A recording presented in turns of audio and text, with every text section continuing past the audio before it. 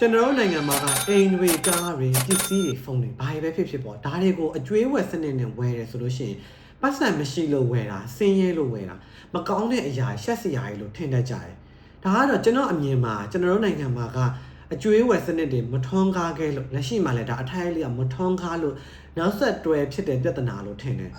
နိုင်ငံတကာမှာဆိုလို့ရှိရင်တော့ဒီလိုမျိုးအကျွေးဝယ်စနစ်တွေနဲ့အိမ်တွေကားတွေဝယ်တာကကောင်းတဲ့အရာဂုဏ်ယူစရာကိစ္စတစ်ခုလို့တောင်မှပြောလို့ရတယ်ခမ ्या ပဲစဉ်းစားကြည့်ခမ ्या ကဘန်မှာတိန်းတောင်းနဲ့ချီတဲ့ပတ်စံတစ်ခုကိုတွားချီးပြီးတော့အိမ်ဝယ်မယ်ဆိုလို့ရှိရင်ဘန်ကဘယ်ဟာမှမသိရဲ့လူဘယ်သူမှမသိရဲ့လူစင်းရဲလားချမ်းသာလားဘယ်သူမှမသိရဲ့လူတယောက်ကိုတိန်းတောင်းနဲ့ချီတဲ့ပတ်စံတောင်းနဲ့ချီတာမပြောပါနဲ့တသိန်းတောင်ချီလိုက်ပါမလား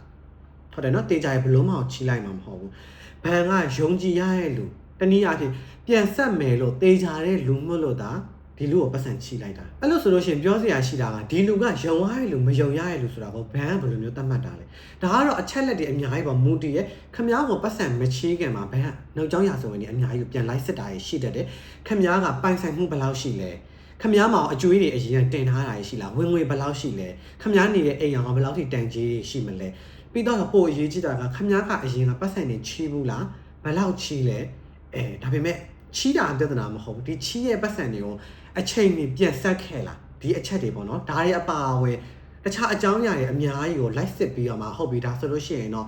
့ဒီလူကယုံရတဲ့လူပြန်ဆက်နိုင်နေရှိရလူဆိုပြီးချီးလိုက်တာဒီနေရာမှာလည်းချီးရဆိုတဲ့နေရာမှာကလူတိုင်းကိုတန်းလို့ချီးနေရမျိုးတော့မဟုတ်ဘူးခမ ्या ကလာခ3သိန်းလောက်ပဲရှိရလူဆိုလို့ရှိရင်ခမ ्या ကိုသိန်း1000ဘလို့မှမချီးဘူးခမ ्या ကပြန်ဆက်နိုင်မှာမဟုတ်ဘူးဆိုတာသိကြတယ်အဲ့ဒါကြောင့်မလို့ခမ ्या က3သိန်းလောက်ပဲဝင်ငွေရှိရဆိုရင်ဖြစ်နိုင်နေရှိတာကခမ ्या လာခရဲ့ဘဏ္ဍစပေါ့ဒါမှမဟုတ်လဲလာခရဲ့ဒန်းတူဖြစ်ကောင်းဖြစ်မယ်ပေါ့နော်ဒါကတော့ဘယ်ရဲ့စီမင်းစည်းကမ်းတွေပေါ့မူတည်ပြီးတော့မှခမ ्या ပြန်ဆက်နိုင်မယ်ပမာဏကိုချီးရဲ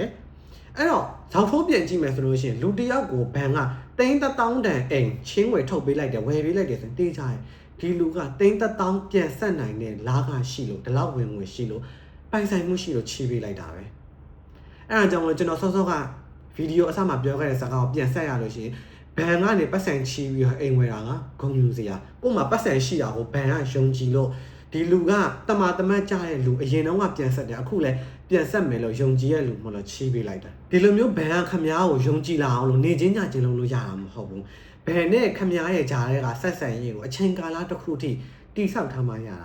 ာအရင်တော့ကလာခမကောင်းခင်ကတည်းက3သိန်းလောက်ချီပြီးတော့3သိန်းလောက်ကိုပြန်ဆက်မယ်လာခတက်လာတယ်10သိန်းလောက်ချီပြီး10သိန်းလောက်ကိုပြန်ဆက်အဲ့လိုကြတော့မှကိုကသိန်း1000နဲ့အိမ်ကိုဝယ်ချင်တဲ့အခါမှာဘန်ကလည်းသိန်း1000နဲ့ချင်းငွေကိုထုတ်ပေးမှာအချိန်ကာလတစ်ခုထိဘန်နဲ့ခမ ्या ရဲ့ကြားတွေကဆက်ဆံရေးကိုတိဆောက်ထားရတာဒါလွယ်တဲ့အရာတစ်ခုမဟုတ်ဘူးโอเคဆိုတော့ဒီလိုမျိုးချင်းငွေတွေကဘလို့အလုံးလုံးတယ်ဆိုတော့သိရပြီဆိုလို့ရှိရင်ဒီလိုမျိုးချင်းငွေနဲ့တုံးတာကဘာတွေကောင်းကျိုးရှိလဲဆိုတော့မေးစီရရှိကောင်းကျိုးတွေကတော့အများကြီးပဲပါရမအုပ်စုတစ်ချက်နဲ့စပြောလို့ရှိရင်ဒီလိုမျိုးအကျွေးဝယ်ကတ်တွေအကျွေးစနစ်တွေဘန်ကချင်းငွေတွေနဲ့ဝယ်တယ်ဆိုတာကိုပတ်စံနဲ့ဝယ်တာမဟုတ်ဘူးကတ်တက်ပြီးတော့ပြောလို့ရတာဗောလေအချိန်တန်ပြန်ဆက်ရတာဖြစ်တဲ့အတွက်ကိုပတ်စံလို့တော့ကတ်တက်ပြီးပြောလို့ရတယ်ဆိုပေမဲ့ပြန်မဆက်ခင်ဆက်ကြမှာဒါကဘန်ရဲ့ပတ်စံဆိုတော့ဒါကဘာကောင်းလို့လဲဘာထူးခြားတာလဲလို့မေးလို့ရှိရင်ပထမဆုံးတစ်ချက်အနေနဲ့ကိုယ့်ရဲ့ credit ကအကျွေးဝယ်ကတ်ကကြပြောက်သွားတယ်ဆိုတော့ဒီကြပြောက်သွားတော့တခြားတစ်ယောက်ခိုးတဲ့လူကကောက်ရတဲ့လူကဒီအကျွေးဝက်ကတ်နဲ့တုံးတယ်ဆိုလို့ရှိရင်ဒါကဘန်ကပတ်စံနဲ့တုံးနေရခမ ्या ရဲ့ပတ်စံနဲ့တုံးနေရမဟုတ်ဆိုတော့ကိုယ့်ရဲ့ဒါဘာပေးညာပေးတွေဒီလိုမျိုးတွေကပတ်စံတွေခိုးခံရတယ်လို့လိန်ခံရတယ်လို့ဒါမျိုးတွေကြားဘူးကြတယ်ကြုံဘူးကြတယ်ဒီပတ်စံတွေကိုပြန်ရဖို့အတွက်ဘန်ကိုတတိတိဖုန်းတွေစကားတွေတွားရတယ်စာတွေပို့ရတယ်ဇလန်းတွေအများတခါတလေလည်းပြန်ရတယ်တခါတလေလည်းပြန်မရတာရှိတယ်ဒါပေမဲ့ဒီလိုမျိုးအကျွေးဝက်ကတ်တွေကဘန်ကပတ်စံဖြစ်တဲ့အတွက်ကြောင့်မလို့ဘန်ကသူ့ပတ်စံသူပြန်လိုခြင်းမှာပဲအဲကြောင့်မလို့မရရအောင်ကိုပြန်လုပ်တယ်ခမ ्या ကဆက်သွယ်ရအောင်ဆက်သွယ်ရမယ်ဆိုရင်တစ်ခါလောက်ပဲဆက်သွယ်ရလိမ့်မယ်တတိတိပြန်ထည့်ပြန်ထည့်ပြီးပြောနေစရာမလိုဘူးဒါပထမတစ်ချက်ဒုတိယတစ်ချက်အနေနဲ့ဒီပတ်စံတွေကဘန်ကပတ်စံဖြစ်တဲ့အတွက်ကြောင့်မလို့အလိန်ခံရရင်ပြန်ပေးသလိုမျိုးအလိန်မခံရအောင်လည်းသူတို့တွေအများကြီးခွင့်ယူဆိုင်တယ်ဒီဘန်ကတ်ကိုခမ ्या ရန်ကုန်မှာနေတဲ့လူတယောက်ပုံမှန်စီတီမတ်မှာ3သိန်းလောက်ပဲပတ်စံသုံးနေကြလူတယောက်ဆိုပါတော့အဲ့လိုမျိုးဆိုလို့ရှိရင်ဒီဘန်ကတ်ကိုတခြားနိုင်ငံမှာထိုင်းမှာဗီယက်နမ်မှာ30ကိုဖြတ်လိုက်တယ်ဆိုလို့ရှိရင်ဘန်ကခမ ्या ကိုဆက်သွယ်ပြီးတော့โอเคခမ ्या ကဒီနိုင်ငံတွေမှာတကယ်သုံးနေရလားဒီ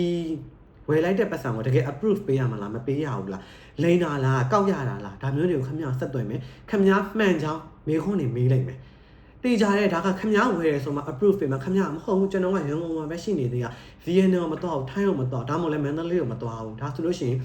်ဒီလိုမျိုးဟာတွေကိုတခါ reject တန်းချလိုက်တာမျိုးနဲ့လောက်ကောင်းလုံးလာနိုင်တယ် ဆိုတော့စကတဲ့ကအလုံးမခံရအောင်လဲကာကွယ်ပေးနိုင်တယ်တတိယအချက်ကကျတော့ကျွန်တော်တို့နိုင်ငံအတွက်အရေးကြီးတဲ့အချက်ကျွန်တော်တို့နိုင်ငံမှာကငွေကြေးဖောင်းပွားမှုတအားများတယ်တအားလည်းညင်တယ်အဲ့တော့ကျွန်တော်တို့တွေကပစ္စည်းတစ်ခုခုကိုဝယ်မယ်ဆိုလို့ရှိရင်ဈေးတက်သွားတာမျိုးကြုံရတယ်ဒါအောင်မြင်တာဥပမာတစ်ခုပေးရလို့ရှိရင်ကိုက10 သိန်းတန်ဖုန်းတစ်လုံးကိုဝယ်ခြင်းနဲ့ဆိုပါတော့ဒါပေမဲ့လက်ရှိမှာ10 သိန်းမရှိသေးဘူးတစ်နှစ်လောက်စုရမယ်ဒါဆိုလို့ရှိရင်ကိုကတစ်နှစ်လောက်စုလို့10 သိန်းပြည့်ရဲ့အချိန်မှာဒီဖုန်းက10 သိန်းနဲ့မရတော့ဘဲနဲ့15 သိန်းနဲ့30အထိထိုးတက်သွားတာမျိုးတွေကကြုံရကောင်းကြုံရပူကြလိမ့်မယ်ဒီလိုအနေထားမျိုးမှာအတိုးနှုံနေတဲ့အကျွေးဝယ်ကတ်တွေချင်းငွေတွေအရစ်ကျစနစ်တွေနဲ့ဝယ်လိုက်မယ်ဆိုလို့ရှိရင်ပို့ပြီးတော့အတိတ်ပဲရှိရကိုလည်းဖုန်းကိုမြန်မြန်သုံးရနိုင်တယ်လို့ဈေးတက်သွားတာမျိုးတွေကိုလည်းရှောင်ရှားပြီးသားဖြစ်သွားလိမ့်မယ်ဒါတွေက credit card တွေအကျွေးဝယ်စနစ်တွေရဲ့အားသာချက်တချို့ပြောပြခဲ့တာဒါပေမဲ့အားနည်းချက်တွေလည်းတော့ရှိရပေါ့လေဘာတွေလဲဆိုတော့ပထမဆုံးတစ်ချက်အနေနဲ့တချို့အကျွေးဝယ်စနစ်တွေကအတုံးနှုံတအားများတာမျိုးတွေကြုံရနိုင်တယ်တချို့အရစ်ကျစနစ်တွေဆိုလို့ရှိရင်ဒါငွေကြေးဖောင်းပွားရဲ့နှုံထက်ကုန်မှအတိုးပုံများတဲ့စနစ်တွေဒါဘန်တွေဘာတွေဒါမျိုးတွေလည်းရှိတတ်တယ်ပေါ့လေဒါကပထမဆိုကြိုဒုတိယဆိုကြိုအနေနဲ့ဆိုလို့ရှိရင်တော့အတုံးနှုံနေနေရင်တော့မှပဲဒီအကျွေးတွေကိုတတ်မှတ်ထားတဲ့ရက်မတိုင်ခင်မှာပြန်ဆက်ဖို့လိုတယ်ရက်လွန်သွားပြီဆိုလို့ရှိရင်ရက်လွန်ကြီးတွေအတိုးတွေကိုအများကြီးပေးရတာမျိုးကြုံရတတ်တယ်ဆိုတော့ဒါကိုယ့်ကိုစီကံရှိဖို့လိုတယ်အဲဒါစီကံရှိရအောင်ပဲဆက်ပြောမယ်ဆိုလို့ရှိရင်တော့ကိုပြန်ဆက်နိုင်တဲ့ပမာဏဟောက်ပဲလဲစကြတဲ့ကစီကံရှိချီးဖို့လိုတယ်ကိုပြန်မဆက်နိုင်တဲ့ပမာဏတွေကိုချီးပြီးတော့မှရက်လွန်ကြီးတွေအတိုးတွေအများကြီးပေးပြီးတော့မှနှစ်နဲ့ချီပြီးတော့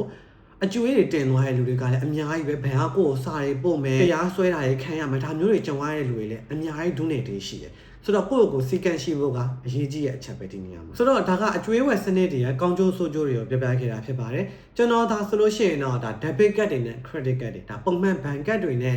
အကျွေးဝယ်ကတ်တွေကိုရှင်းသုံးရမယ်ဆိုလို့ရှိရင်အကျွေးဝယ်ကတ်တွေကိုပဲပို့ပြီးတော့ဦးစားပေးပြီးတော့သုံးပြတယ်ဆော့ဆော့ပြောခဲ့တယ်လို့ပဲပို့ပြီးတော့လုံခြုံတယ်ပို့ပြီးတော့စိတ်ချရတယ်ရေရှည်အတွက်လည်းဒါပို့ပြီးတော့အကျိုးအမြတ်ရှိရပေါ့လေအိမ်တွေပါဝယ်ခြင်းချင်းငွေတွေပါရနိုင်တယ်ဆိုတော့ဒီဗီဒီယိုကြည့်နေတဲ့လူတွေကရောပုံမှန်ဘဏ်ကတ်တွေနဲ့အကျွေးဝယ်ကတ်တွေမှာဆိုလို့ရှိရင်ဘာလို့ပို့ပြီးတော့သုံးပြကြလဲအကျွေးဝယ်ကတ်တွေကိုရောရှောက်ထားကြလားရှောက်ထားပြီးသုံးပြကြလားဘယ်လိုကတ်တွေကိုသုံးလဲဒါမှမဟုတ်ငွေသားတွေကိုပဲသုံးပြကြလားဆိုတော့လည်းအောက်က comment တွေမှာဝေးရောက်ရေးပေးတော့လိုက်ရပါတယ်ကျေးဇူးတင်ပါတယ်ခင်ဗျာ